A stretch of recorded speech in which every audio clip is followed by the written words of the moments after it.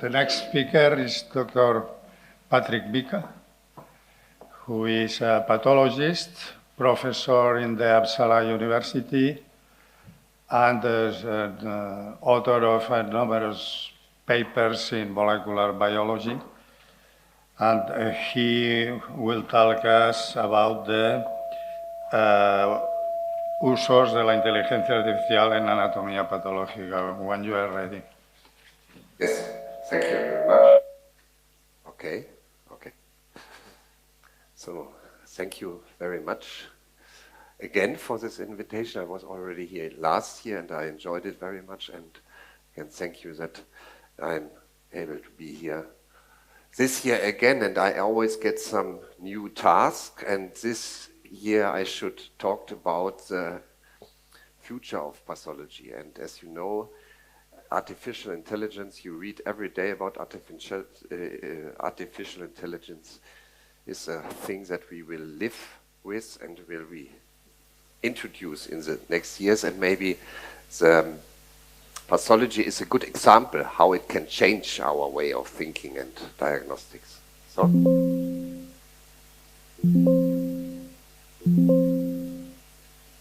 the middle one? Or this one? This one. Aha, okay. Counterintuitive. So, what is a pathologist doing? And often, again, I often explain it. I look in a microscope, and what you see here is the usual microscopic image. And my task is to identify the cancer, and usually I don't need much time, but this is based on years of teaching and experience, and then you recognize, and of course if you would like, you look on CT scans, you will directly see this is cancer. That is the diagnosis that you want to do, and that we do since 100 years of diagnostics to serve as a reference standard to diagnose cancer. And this is maybe also important to stress that the diagnosis is first, and then there comes the therapy. Without diagnosis, no therapy, and therefore this is a central part of all diagnostics, for all oncology, that you need the diagnosis first. Yeah? And as I told you, it's based often on biopsies. Can be difficult, can be easy. Usually a pathologist needs 3, 4, 10 seconds. Sometimes it can be longer, 1 hour. But then it's because I have to ask someone else. And what do you want from the pathologist? What do you want as a clinicians? And often you don't want this very long text, maybe, and maybe you see here a vessel. You don't want this. You just want the best correct diagnosis. Then you want it in the decent time. Yeah, and it's the same problem, I guess, in Spain and in Sweden and maybe all over the world. It's 2 weeks. Sometimes even for biopsies, 1 week is, I believe, totally unacceptable. And of course, it should be in a adequate costs and economy. And then I was asked, okay, this is the status we have now. Microscope, diagnosis, me. And what is the future? Then I make maybe like this. And yeah. And what you have maybe heard already, that we often now digitalize all slides, yeah, directly in the scanner.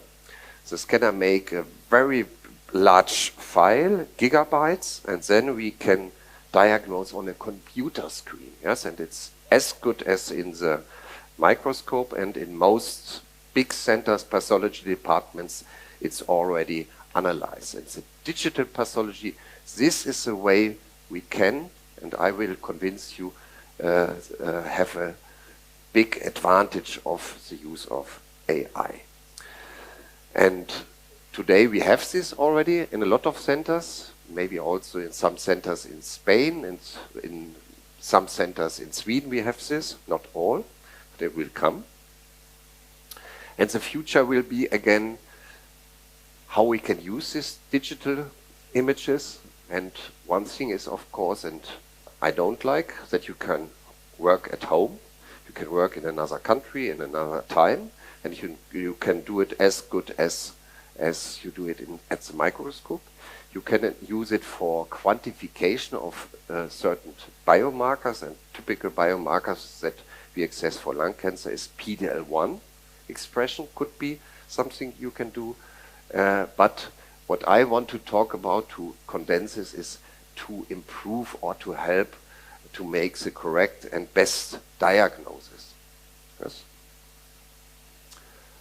And is the diagnosis depending on the pathologist? These are all my colleagues from Sweden. We are very relaxed with the dress codes, obviously. Yeah. And they are dinosaurs. That was I when I started, when I was young. I was the youngest pathologist in all Sweden, because sometimes they are all old, and I'm still the youngest. And of course it depends on the pathologist, and I will show you how it depends on the pathologist, how correct the diagnosis is.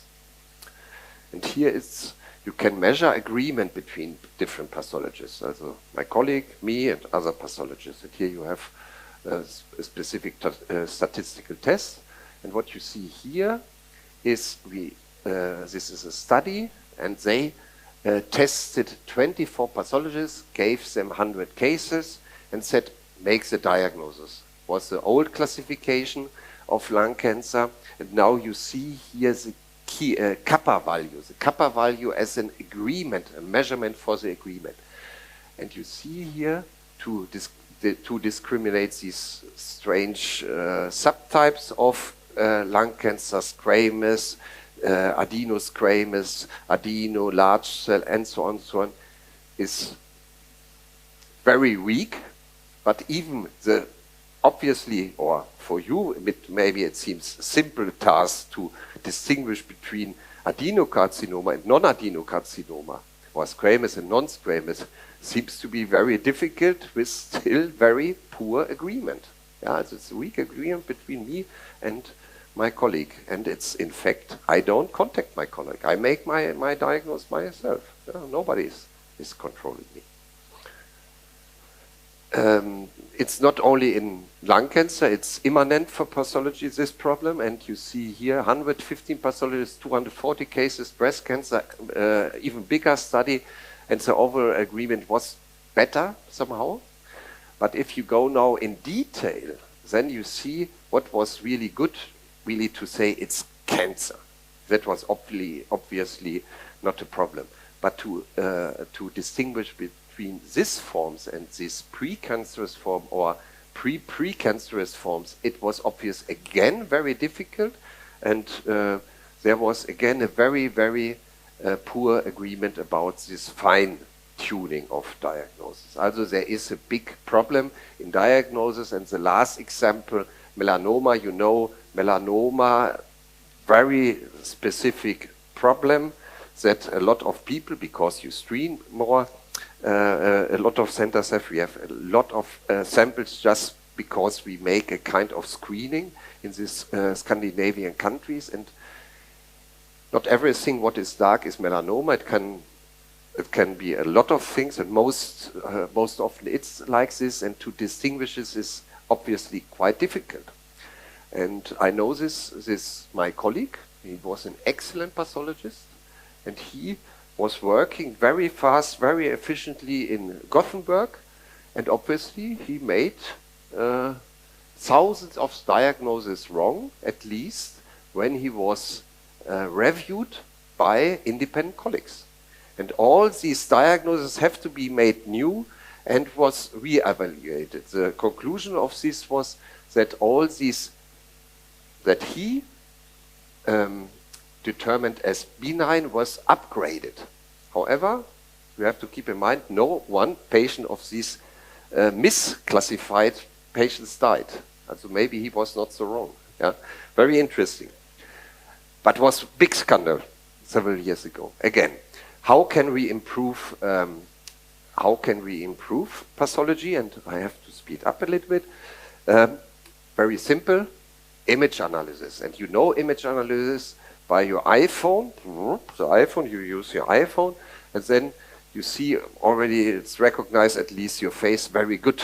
And the face recognition is so good that you can hold it like this, and this, and now it makes with glasses and also with mask. Also it's unbelievable how good these image, these analysis works, and it works. Also if you have, I have twins as friends, and for them, if they are older, it's also working. Yeah, also very interesting. And of course, then you can use this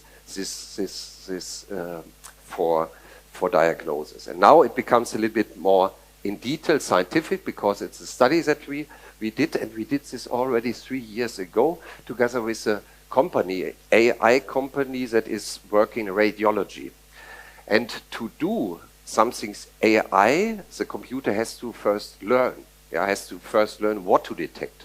And therefore we have to, as a pathologist, annotate some images and say to the computer, this is it that you should detect.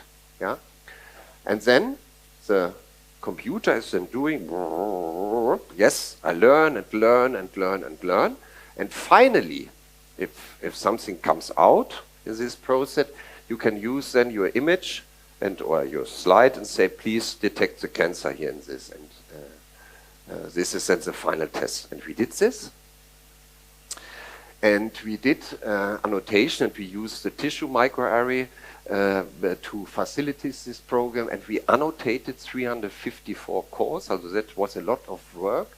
And then we annotated again cores just to make this validation rounds. And then it was building a model to detect this cancer. And then we test this with totally independent cores that we also annotated to test if this was correct, but still the computer had never seen. And here are the results, and I was very pessimistic. I don't believe, no, I don't believe that. And the company says, yes, let's try. This was the annotation, and you see here, we annotated with the cancer areas. And here, for example, here we annotated some areas where it's normal, it was easier, and then we excluded necrosis and some things. We did this for a lot of things, yeah, for thousands. These are our original annotations. It was a lot of work. And now this is a result. And you see here, this is a HE staining, the classical HE staining, and this was my annotation now visualized. And red is cancer, you can see it, cancer, it's quite easy. Now comes the results of the pixel-based results of the AI image analysis. And this was not so bad. That was not so bad, and I was really surprised at what you see here.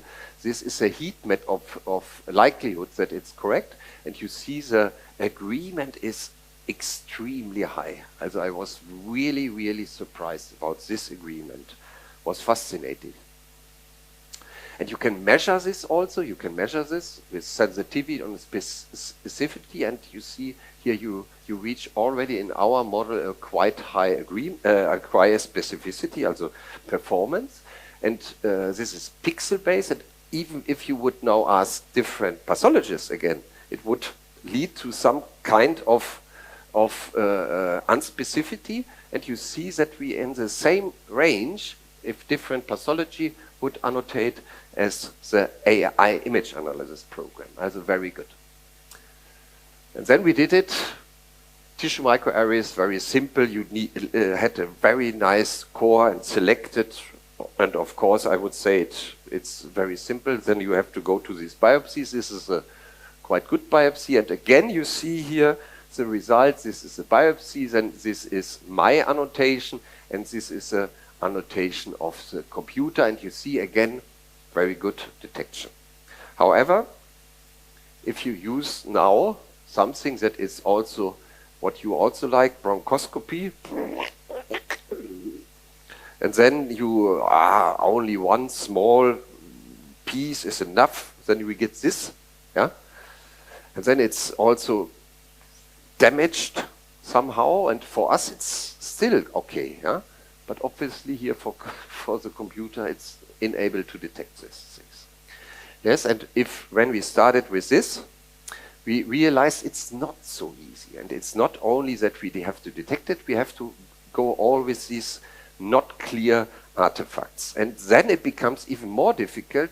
We test it on an other scanner with other specimens, and then you see here, it's from Stanford, and then you see here, quite good, but here, very easy to detect with another scanner, was not working. Yes, and then I was still, okay, let's go. And then the company said, no, we don't develop it anymore. And they stopped with this, and they continued with prostate cancer. But this was an example where a lot of companies working on. Philips is working on, the big Chinese companies, and this is coming it will come and will stay forever. This image analysis to help us to diagnose. So this is something then that you don't only believe me, but also some other expert, and they have here what will come with AI in the future.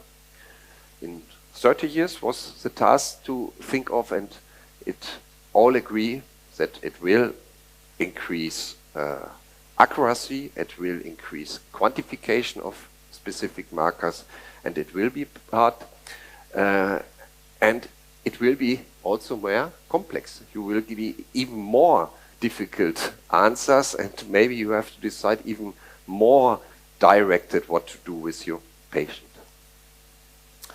So, conclusion, I hope I could show you that AI has a big potential, and I believe it will be implemented very soon in some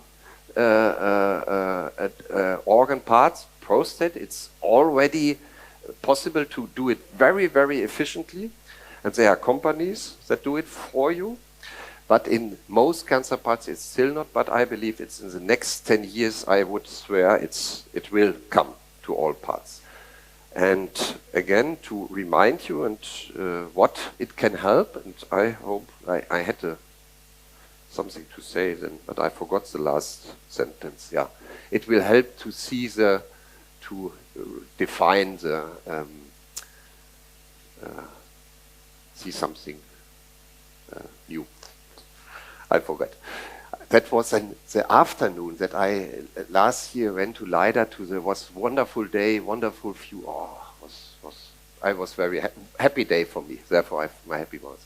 Thank you very much again for your attention, and yes, and if you have questions, please contact me.